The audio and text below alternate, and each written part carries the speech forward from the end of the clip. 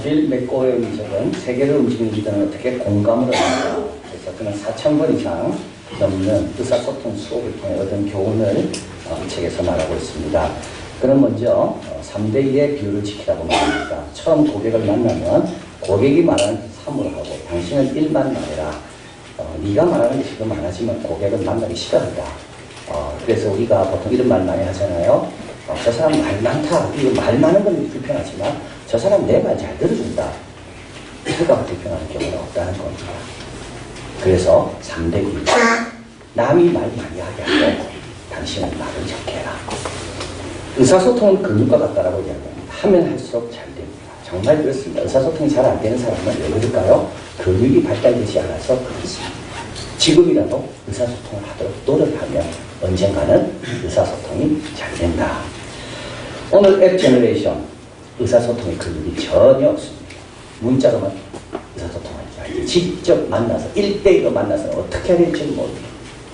그래서 이 책에서 이렇게 이야기합니다. 만약에 몇백 년 뒤에 인류의 화석을 발견했다 할 경우 화석에는 이상한 모양이 있을 거라는 이 엄지손가락이 아주 발달되어 있어요. 이것만 할 줄 알지. 직접 대면해서 문제를 풀고 마음을 전하고 남을 읽고 근데 이것이 리더의 기본 덕목인데 앱 제너레이션은 앞으로 유능한 리더가 되기에는 참으로 어렵다. 왜냐하면 이 근육을 발달시키지 못하고 있기 때문에 이야기합니다. 청중에 관심 없다는 것을 나타내는 6 단서가 있다고 말합니다. 여러분 남의 이야기를 들을 때 계속 이런 행동을 하지 않으면 아마 고마워할 겁니다. 그리고 남이 이런 행동을 하죠. 그러면 여러분이 빨리 주제를 바꾸든지 이거는 관심이 없는 그 내용이구나 라고 생각하고 빨리 어떤 조치를 취해야 됩니다. 6가지 단서. 꼼지락거리는 거, 자꾸 몸 뒤틀고 이런 사람 있죠. 이건 지금 마음이 없다는 거예요. 눈 돌리기, 손 빙빙 돌리기. 자꾸 이런 사람 있죠. 휴대전화 들어가고 어깨 넘어보기, 뒤에 광고가 뭐가 있나 비교. 프랭카드에 뭐가 있나. 끼어들기. 자꾸 끼어드는 사람이 있습니다. 성격이 급할 수도 있고요. 안 그러면 이제 그 말 듣기 싫다는 말이에요. 남이 이야기할 때도 되도록 이런 행동을 안 하시는 게 좋습니다.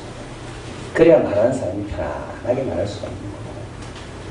또 여러분이 대화를 할 때 남이 그런 행동을 할 때 내가 말이 너무 많았구나. 빨리 바꿔야 돼요. 의사소통을 잘하는 사람은 2가지 공통 요소가 있다고 이 책에서 말합니다. 누군가로부터 배웠다는 겁니다. 잘하는 사람에게서는 잘하는 방법을 배우고 못하는 사람에게서는 하지 말아야 할 것을 배워요. 처음부터 잘하는 사람은 거의 없대요. 다 배워서 잘하지. 잘 배우라는 겁니다. 그리고 또 한 가지는 유용한 조언을 들으려고 더 나아지기 위해서 노력해야 된다. 그래서 이분이 4,000번 이상 의사소통에 대한 그 코칭을 했는데 찾아오는 사람이 여성이 더 많답니다. 여성은요 더 겸손합니다. 내가 더 배워야 된다고 합니다. 남자들은 좀 자신감이 많습니다. 자, 그래서 마지막으로 이 책은 소통을 잘하는 것은 경기장에 나가는 것 같다라고 생각하라는 겁니다. 준비해서 나가는 준비해서.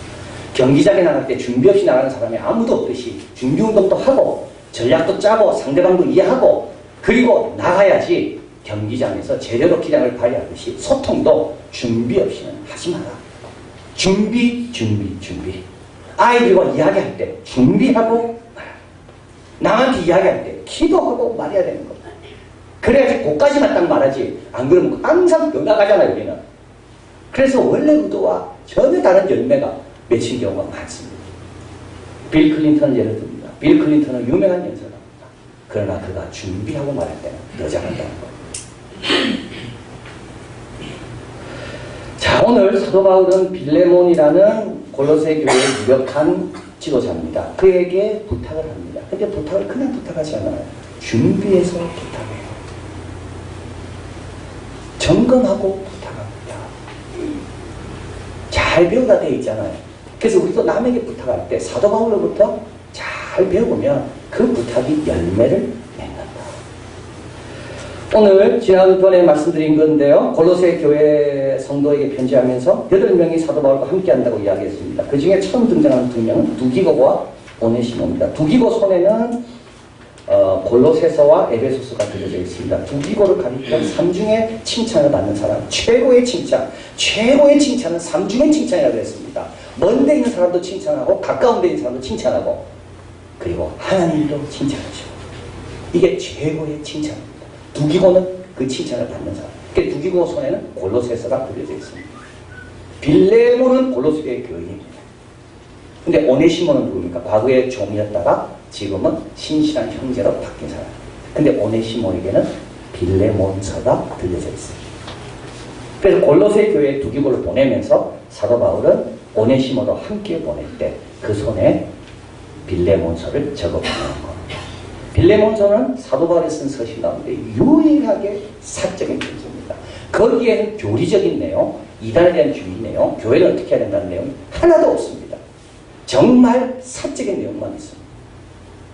그 내용은 뭐냐면 과거 너 종이었던 오네시모, 너에게 피해를 끼치고 너 돈을 갖고 훔쳐 도망갔지만 지금은 감옥에서 나를 만나 변화되었는데 알고 보니까 빌레몬 집에 종이었다는 거. 그래서 사도 바울이 오네시모를 다시 돌려보내면서 이를 받아주라. 이게 빌레몬서입니다. 그러면서 우리가 여기서 두 가지를 먼저 알아야 될 게 있습니다. 첫째 하나는 뭐냐면 사도 바울은 사실은 위대한 내용을 다루는 사람입니다. 엄청난 주제를 다룹니다. 교회 창세전의 편도가 가졌던 복, 뭐 이런 주제입니다. 그게 에베소서죠. 근데 사도 바울은 그것만 적지 않고 한 개인에 대한 사적인 문제에 대해서도 전성을 드리는 것도 보입니다. 이거는 예수님한테 배운 겁니다. 큰 문제만 하는 게 아니고요. 작은 문제도 정성을 드리는 거예요. 부모가 회사에서 큰 문제만 다루는 게 아니라 자녀의 작은 문제도 정성을 드린다는 걸 말하는 겁니다. 이거 예수님한테 배운 겁니다. 예수님은 십자가를 지러 지금 올라가고 계십니다. 인류의 죄의 문제를 해결하는 겁니다. 인류가 지금까지 풀지 못했던 문제를 이제는 다 십자가로 통할하려고 올라가는 중입니다. 이때 거지 바디메오가 나사렛 예수여 나를 불쌍히 여기서 부릅니다. 그 중요한 순간에 바디메오는 무슨 바디메오의 요구가 중요하겠습니까? 근데 예수님은 길을 멈추고 바디메오를 부르고 대화하고 눈을 뜨게 해주십니다. 이게 우리의 삶이고요. 이게 사역입니다. 이게 목회입니다. 제가 여기서 설교하는 건 목회가 아닙니다. 어린아이 한 사람을 위해서 대화하고 보지하는 것도 목회라는 거예요. 사도 바울은 에베소와 골로새 같은 그리스도 안에 있는 비밀을 밝히는 그 글만 적는 게 아니라 오네시모 종을 좀 받아주라는 그 편지를 줬고 제일 큰 보람은 사실 어디 있을까요? 작은 자와 만나 대화할 때 정말 새로워지는 겁니다.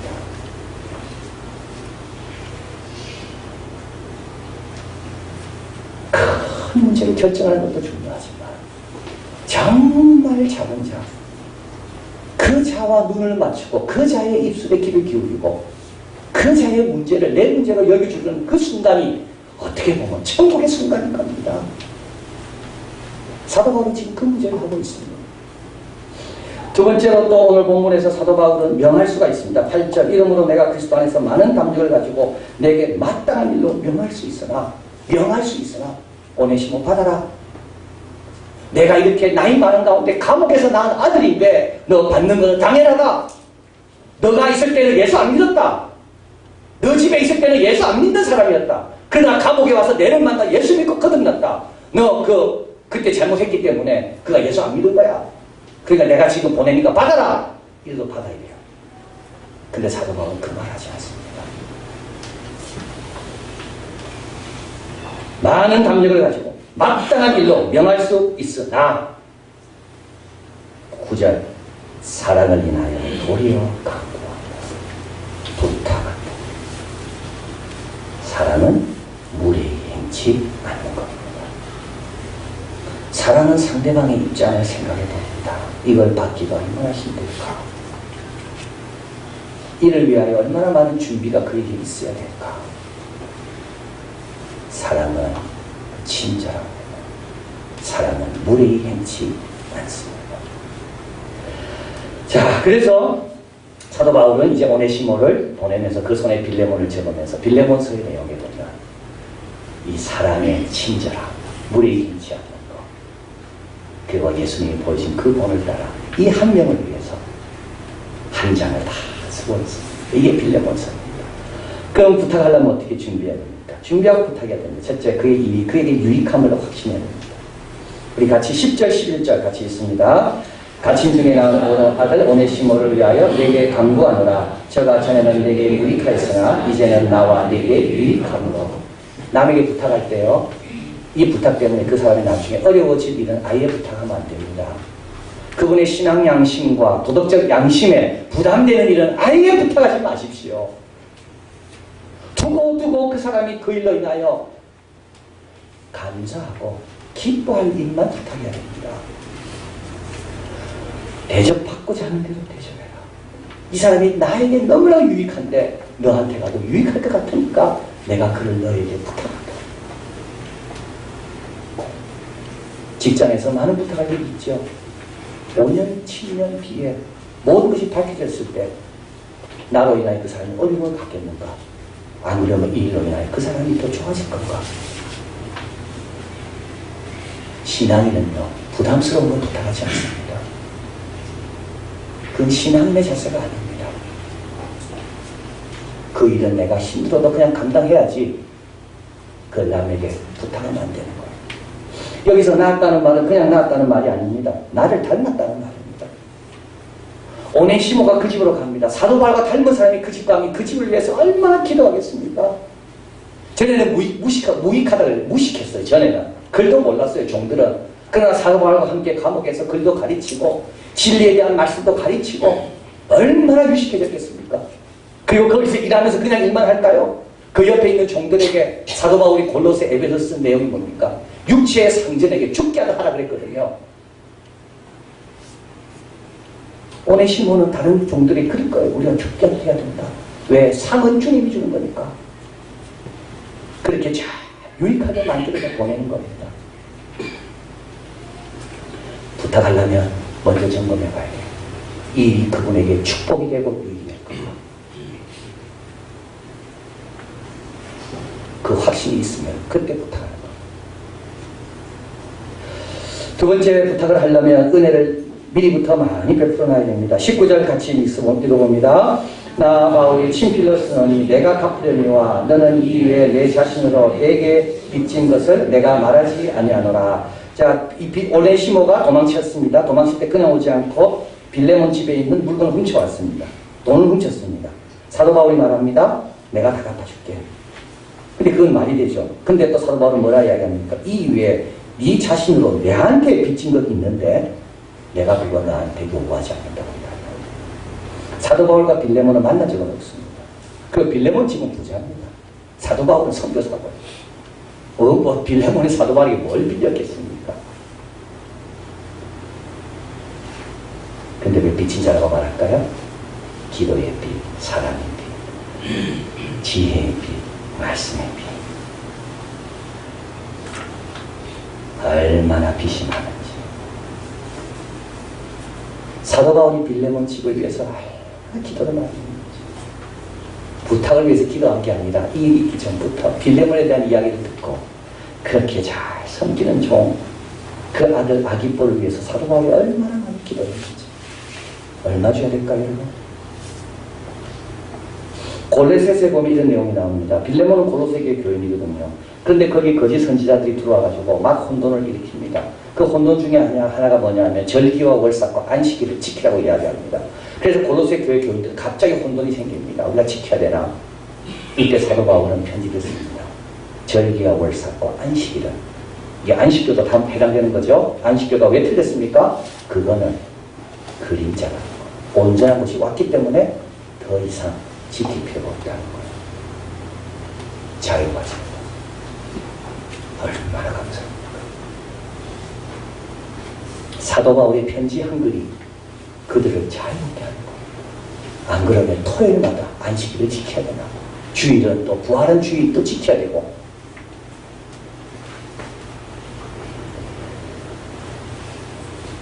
톨스토이 인생의 마지막을 앞두고 완성한 책입니다. 가장 유익한 글들을 모은 모음집, 잠언집입니다. 이 책의 제목은 살아갈 날들을 위한 공부입니다. 이 책에서 몇 가지 유익한 내용을 여러분에게 소개해드립니다. 타인이 자신임을 깨닫는 것, 그것이 바로 사랑이다. 그 사람이 내 자신임을 깨닫는 것, 그게 사랑이다. 어떻게 하면 사랑받을 수 있을까? 국민에서는 사랑을 받을 수가 없다. 사랑을 받는 유일한 방법은 사람의로부터 하나님의 뜻을 지키고 영적인 완성을 위해 노력하면 사랑받게 되어 있다. 육체적인 독약과 정신적인 독약의 차이가 있다. 육체적인 독약은 쓰다. 정신적 독약은 매력적이다. 그래서 사람은 정신적인 독약을 좋아하는 겁니다. 매력적인 거예요. 자연은 늘 일한다. 그래서 자연은 나태한 사람을 보여준다. 축복은 어디에 있는가? 축복은 물질에 있지 않고, 축복은 환경에 있지 않고, 축복은 사랑으로 가득 찬 심장 안에 있다. 인생 10분이라고 있습니다. 웃기 위해 시간을 내라. 그것은 영혼의 음악이다. 기도하기 위해 시간을 내라. 그것은 인생의 영원한 투자이다. 친절하기 위해 시간을 내라. 그것은 행복으로 가는 길이다. 주위를 살펴보는 데 시간을 내라. 이기적으로 살기에는 하루가 너무 짧다. 여기서 제가 몇 가지만 소개했지만 여기서 중요한 것은 시간을 내야 됩니다. 주위를 살펴보기 위해 시간을 내야 됩니다. 친절을 행하기 위해 시간을 내야 됩니다. 생각만 해가지고는 행할 수가 없습니다. 친절하기 위해 시간을 내라. 그것은 행복으로 가는 길이다. 갈라디아서 6장 10절 그러므로 우리는 기회 있는 대로 모든 이에게 착한 일을 하되 또 믿음의 가정들에게 하였습니다.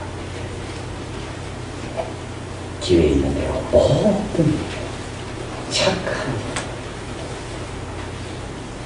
그것이 다 미래를 위해서 비록 그 사람이 아니랄지라도 하나님은 나의 수고를 다 아시기 때문에 다른 사람의 마음에 감동을 주셔서 부탁이 열매 맺도록 도우신다.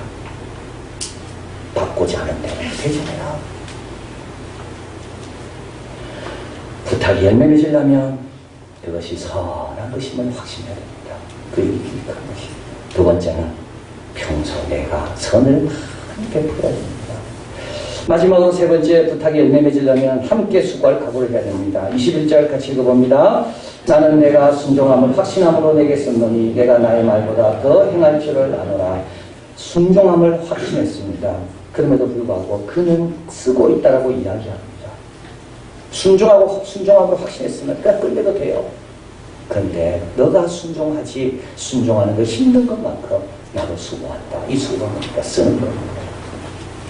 쓰는 거 어렵습니다. 2000년 전인데요. 이거 붓 구하기도 어렵고 잉크 어렵고 쓰는 종이가 없었기 때문에 가죽입니다. 가죽. 그 위에 쓰는 건 어렵고 사도 바울은 특별히 눈이 안 좋았기 때문에 누구한테 대피를 부탁해야 됩니다. 그 사람에게 부탁해서 감옥에서 쓰는 거 어려운 거예요. 사도 바울은 빌레몬에게만 수고해라 부탁하는 게 아니라 본인도 자기가 해야 될 수고를 감당하는 거예요. 우리 교회에서는 여러분에게 뭘 하라고 요구하는 게 많이 있습니다. 성경 공부도 참석하시고 기도에도 참석하시고 여러분 바쁘지 않아요. 힘들지 않아요. 그게 그냥 영혼을 위한 투자입니다. 영원한 투자입니다. 그렇게 여러분에게 요구하는 것만큼 여러분의 수고가 헛되지 않도록 또 준비하는 겁니다. 절기연금을 위해서 현지에 얼마나 많이 연락을 하고 그걸 다 편집하고 정리하고 그래서 우리 교인들이 이 일에 참여할 때 억지가 되지 않고 자기가 되도록 근데 제가 그걸 준비할 때마다 하나님 주시는 확신이 있어요. 하나님은 나도 수고하기 원하시는구나.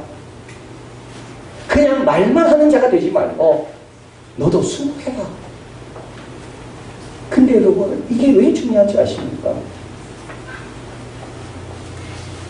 선의 총량이 늘어나는 겁니다. 남에게 부탁만 해놓고 본인은 놀고 있어요. 그러면 선의 총량은 제대로입니다. 근데 남에게 부탁해서 그 사람도 하고 있고 나는 내 일을 하고 있고 선의 총량이 늘어나는 거예요.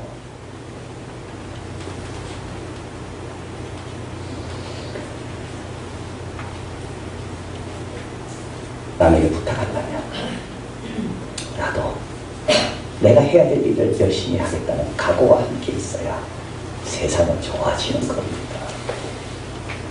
늘어나니까 이것은. 저는 여기서 우리 하나님을 생각해 봅니다. 하나님께서 우리에게 뭘 부탁하실 때 하나님은 뭐 하실까요? 자, 하나님 부탁 들어주는 거는요, 손해보는 게 아닙니다. 하나님이 이것 좀 하라고 우리에게 부탁하실 때 그거 맡기고 하나님은 쉬실까요? 우리 하나님은 그때 또 다른 일을 맡아서 감당해 주시는 겁니다. 자, 이제 결론입니다. 부탁의 열매입니다. 이렇게 부탁한 다음에 그는 맨 마지막에 예수 그리스도의 은혜가 너희 심령에 있을 것이라고 말합니다. 우리 주 예수 그리스도의 은혜가 너희 심령과 함께 할지어다. 부탁은 끝이 있습니다. 부탁은 끝이 있습니다. 부탁만 하고 못 삽니다. 부탁은 끝이 있습니다. 우리가 끝날 때 은혜는 역사하시는 거예요. 오네시모를 변화시키신 성령께서 빌레몬의 마음에 감동을 주셔서 역사하시는 겁니다. 우리가 우리 할 바를 최선을 다하고 나머지는 하나님께 맡길 때 하나님께서 더 아름답게 만들어 가시는 거예요. 이게 부탁의 열매입니다. 어떻게 되겠습니까? 오네시모는 그 집 가서 용서함을 받았습니다. 그것만은 끝이 아닙니다. 오네시모는 원래 이름의 뜻이 유익하다는 말입니다. 정말 빌레몬뿐만 아니라 교회에 유익한 자가 되었습니다. 학자들은 이야기합니다. 이 빌레몬스가 왜 남아있을까요? 사도 바울이 쓴 편지가 너무 많이 있는데 그 중에 많은 것은 남아있지 않습니다. 그런데 왜 빌레몬스가 남아있을까요?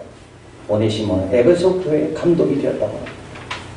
그리고 여러 가지 편지를 수집하는 가운데 그게 빌레몬스를 발견한 것, 오네시모가. 그래서 우리도 이런 부탁을 통하여 많은 사람에게 유익을 주어야 된다. 그래서 이 빌레몬서를 남겨뒀다는 겁니다.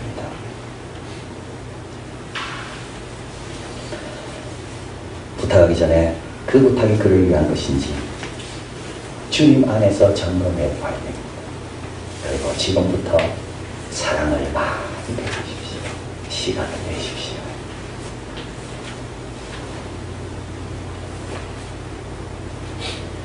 그리고 하나님이 부탁하시는 것을 영광으로 알아야 됩니다. 기도 제목 주시는 것, 여러 가지 주님께서 우리에게 하라고 맡기시는 것, 천사도 흠모할 만한 그 귀한 것을 하나님께서 우리에게 맡기셨다. 그리고 은혜가 역사할 겁니다. 이런 열매를 향해서 힘차게 살아가는 우리가 되기를 진심으로 바랍니다.